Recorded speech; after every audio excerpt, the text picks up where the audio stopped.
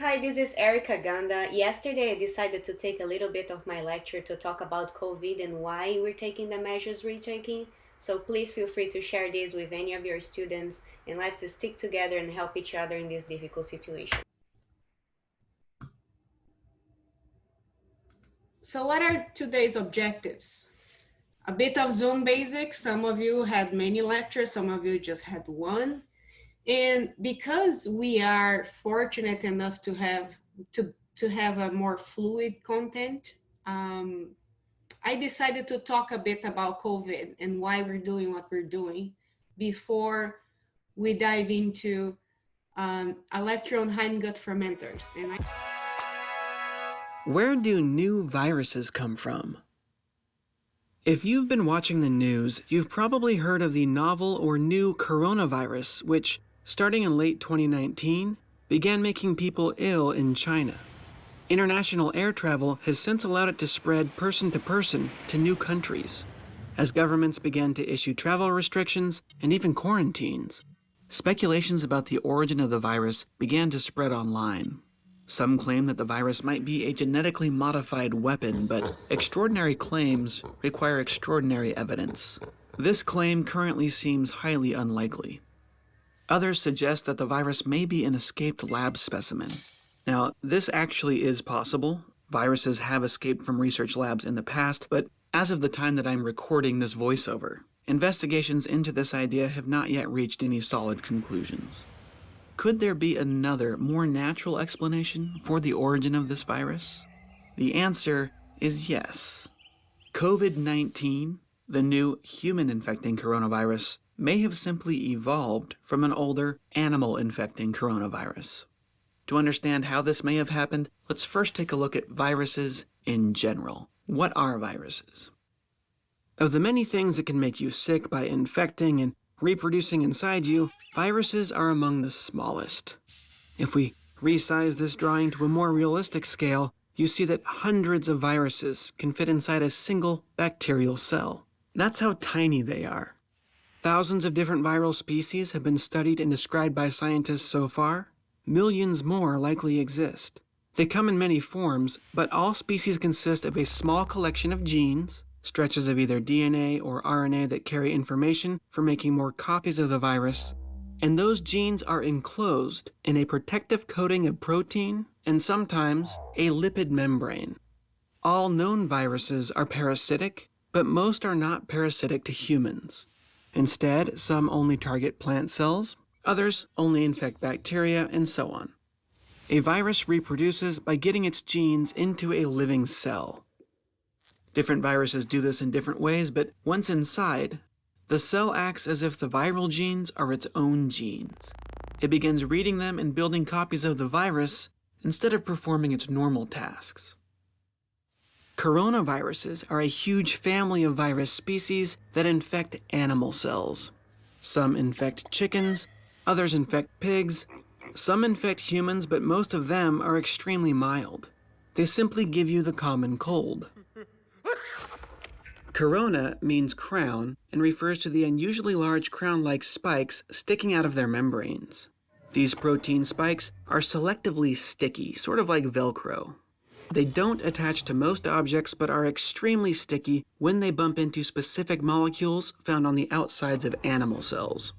Once held firmly in place, the coronavirus waits until swallowed by the cell. It then begins to reproduce at the cell's expense.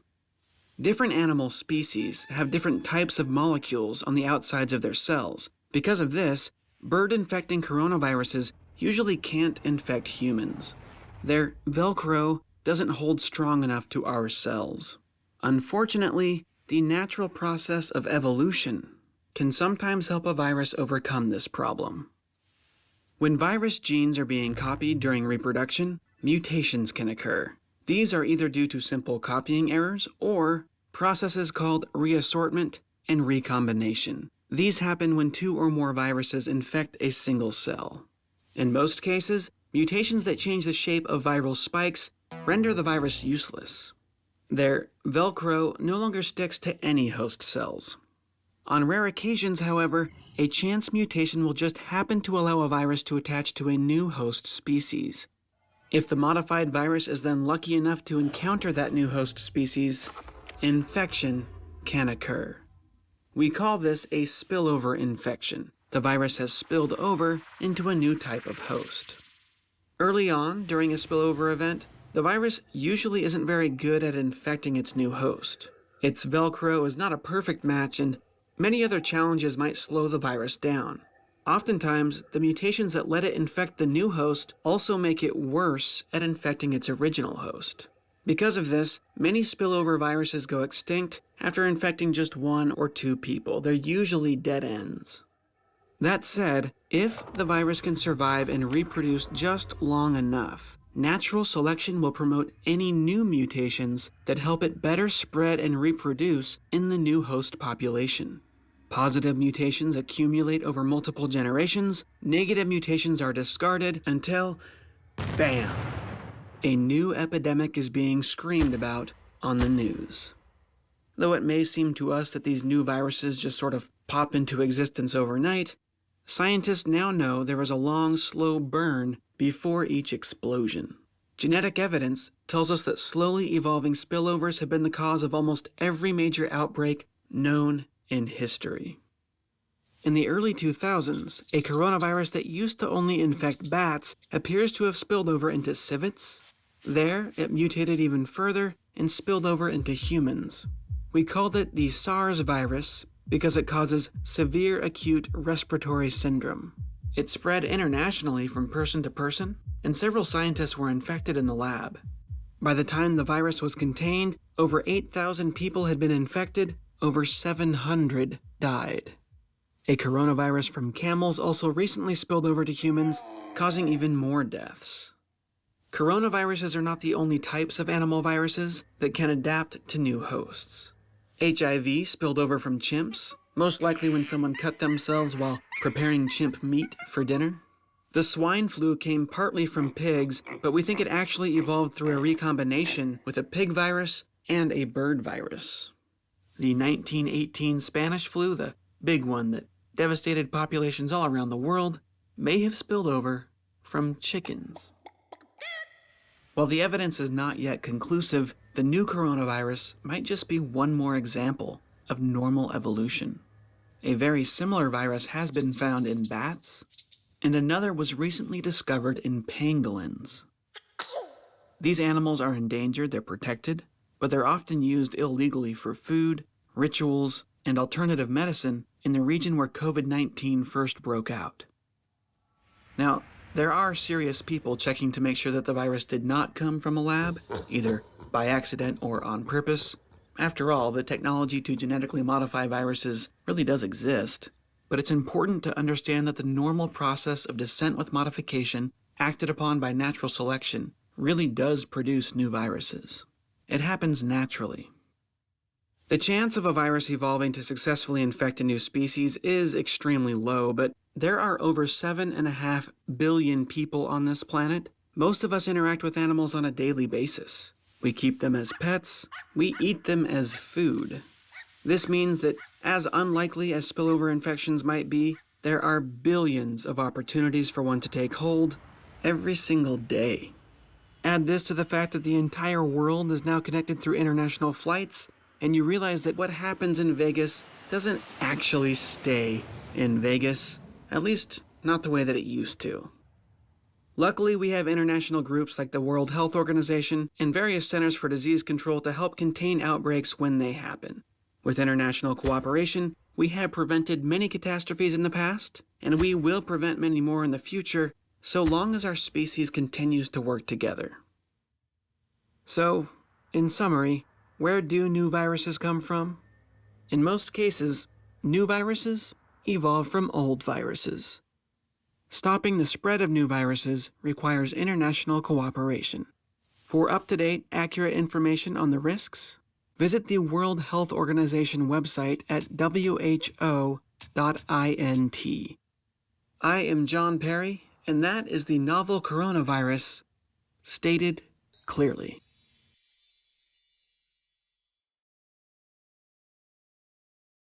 This episode of Stated Clearly was funded by our viewers on patreon.com/statedclearly. And I want to move forward. It is a sad situation, but it is really interesting how closely it ties with the topic of our class, that's animal microbiomes, right? If you think about what we're going on right now, it came from potential interaction with animals. So there's a lot to understand, a lot to learn, and a lot of people are working really hard into understanding this virus and understanding what's going on, what can we do to stop it, and things of that nature.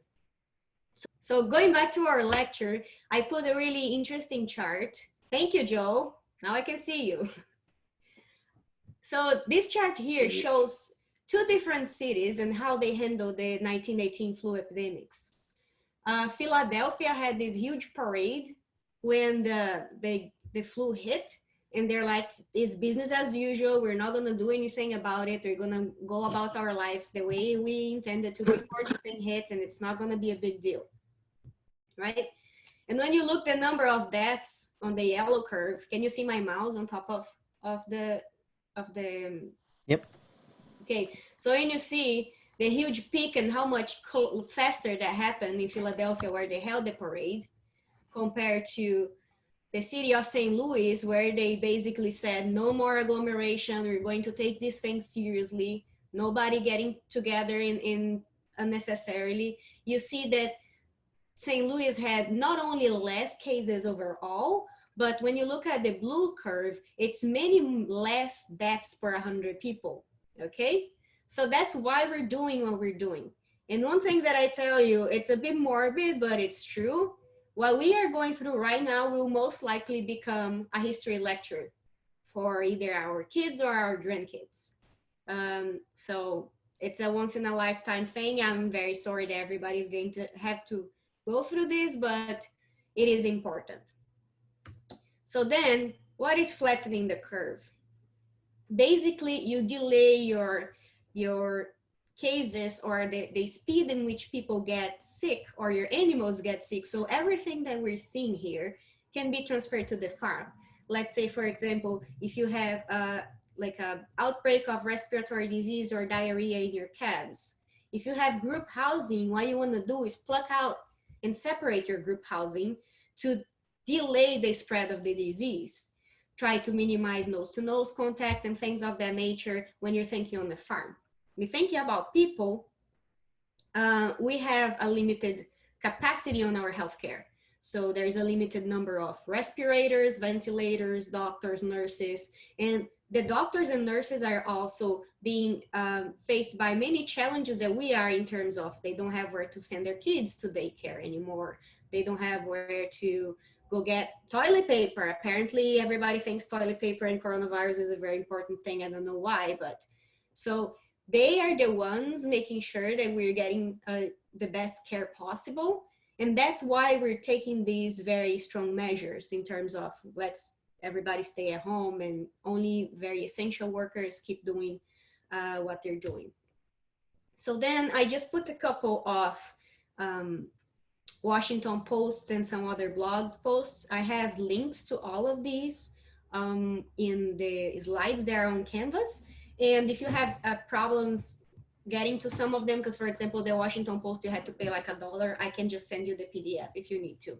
But basically, why we're doing what we're doing is there is a limited number of beds in the hospitals. There is a limited number of doctors. The doctors are also people, they're being exposed and they're going to get sick.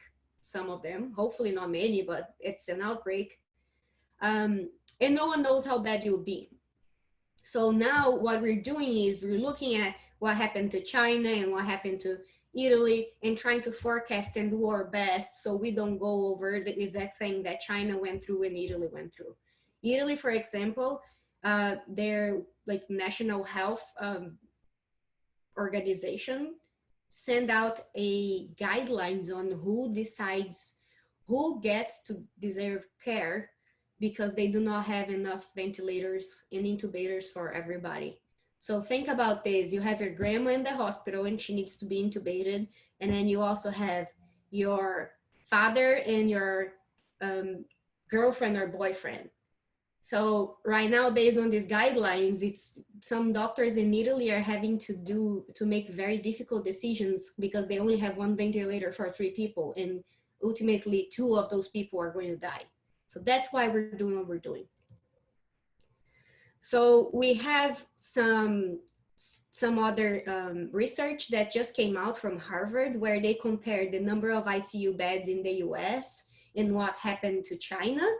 And they're looking, please share this. I have the links for the papers, but basically, if we keep on the pace that we are, we're going to be in pretty bad shape. So the whole point on having these as part of our lecture is so everybody understand why we're doing this, and let's try to do the best we can with the circumstances that we are at. As long as you understand why we're doing this, I think it's not going to impact our learning experience too much. We just have to deal with it and do the best we can. So now from this, just one example, has anyone seen these Korean clusters on Reuters.com? Are you following this at all? I knew they had a lot of cases. I didn't see this specific topic. Yeah, so Korea did a very nice job on the beginning. They only had 30 patients. So here I have 30 patients, and they were doing a very good job at finding people that were flying in from China and testing them immediately and separating these people and making sure they contained the outbreak really well. And then patient 31 showed up. Patient 31 ignored the actual threats, and she actually had contact with 1,600 people. So this is what happened to patient 31. They cannot tell where she got in contact with another patient, so this is still an incognita. But she had the car accident, went to a hospital, went home, then she went to church. Then only 12 days later, she actually developed a fever and went to the hospital. Her first hospitalization wasn't even because of the virus, it was because she was in a car accident. So she developed the fever, and then she's like, oh, it's no big deal. I'm just gonna keep going about my life. She went to have lunch at a hotel at a buffet with her friend and probably got a bunch more people sick there. Then she went to a church, finally got a cab, and then got tested. So you see, from January 29 to February 15, over 1,600 people got in contact with this person, and is the major cluster in South Korea right now. So that's the impact that one person that say, this doesn't apply to me, I'm young, I'm healthy, it's not gonna kill me, can do to other people. So talk to your parents, talk to whoever come to you and say that this is crazy. And this is really true, especially for us, they are young and healthy for the most part. We are not being hit hard with this, but we're actually the ones that are spreading the virus most from any type of patient. So this is another cool thing that I showed is people did some simulations on what would happen when you decide to put people to work at home versus do what China did and put a mandatory lockout. And I'm going to log into the page because they did a really good job. And again, go at these and take a look at all of it. Can everybody see my browser? Sure can. Yeah. So these are the cases in the US. We had over 2,000 as of 3 days ago. And then this is called simulitis. So it's not an itis, it's a simulation itis.